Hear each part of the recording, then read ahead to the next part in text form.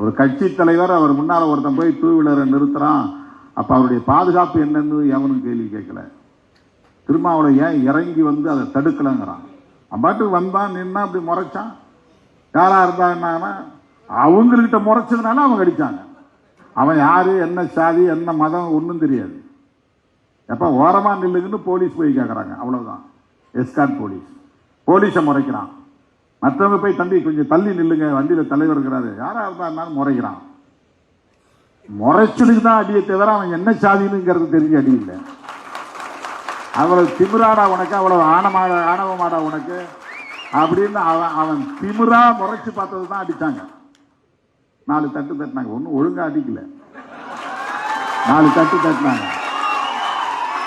அவன் உடனே வந்து மயக்கம் போட்டு நெஞ்சு வலிக்குன்னு ஒரு நாடகம் ஆடுறான். உடனே திருமாவளவன் அடிக்க சொன்னாரு. அடங்க மருன்னு தான் சொல்லியிருக்கேனே தவிர என்ன நான் வந்து எந்த இடத்திலுமே வன்முறையை தூண்டியது இல்லைங்க. அடங்க மருங்கிறது ஒரு அரசியல். அது எச் ராஜா ஒரு படத்தில் நடிச்சிருக்கிறாரு.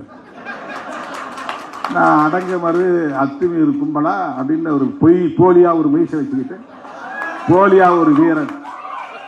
சினிமாவில் தான் எப்படி பேச முடியும், வெளியே வந்து பேசிப்பார், பேச முடியாது. சரி, சினிமாவிலேயே எங்களை பற்றி நீங்கள் பேச வேண்டிய நிலை வந்திருக்க, பேசு.